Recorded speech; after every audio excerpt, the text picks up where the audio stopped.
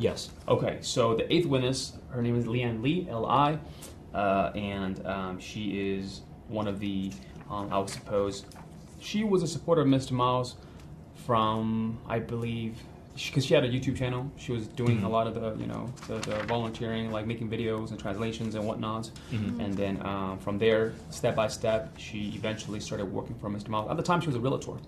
So that's where the expertise came in, where, hey, can you help us, for example, look into and shop for some properties, right? I mean, she was a part of the GFashion Italy at the time, right? Before GFashion Italy was shut down. Yeah. And then she created PowerPoints, and then she presented it to the everybody to see which one would be the most fitting. Yeah, so it's called deck.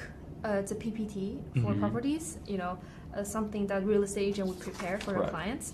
So, there's properties in LA, in Texas, in Connecticut, in Colorado, in Hawaii, in islands all around.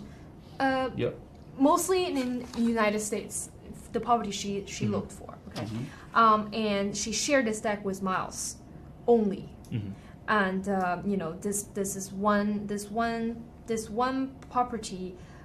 She didn't physically go visit them, and because of pandemic, and she shared one deck with Miles. It's a Darlington Mawa. So this is the one that eventually ended up being the home base. Yeah. To the picture that, hey, guess what?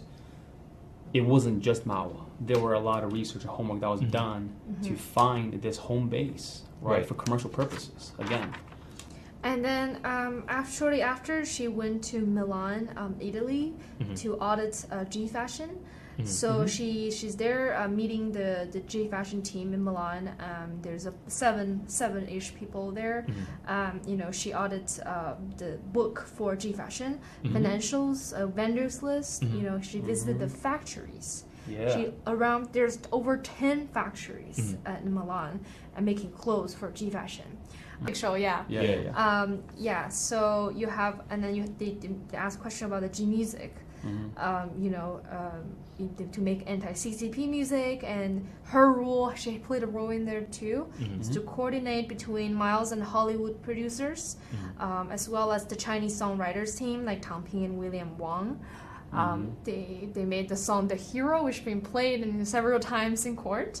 And she mentioned that she explains that the song is about the Mongolian people and CCP trying to oppress the culture, and the song was to honor them and for them to be fighting and standing up for the culture. Initial question during the cross-examination by the government, she was asked, for example, what does G stand for GFashion? What does G stand for GNews? What does G stand for G Club, G Series? And she said for God and goodness. So, and then every single time the Miss Murray from government would ask her what does G stand for every single thing. And at the end, it was shown to her a NFSC flag, with the 7-point star, the one behind me. He was asked, there's 7 points, and then she said, "It does this." They asked her, "Does this means? What does this mean?" And she said, "It's a belief star. It represents." Do you wanna? Yeah, it's from like Taoism. It's way back then, so it's a connection to a higher, I guess, the universe.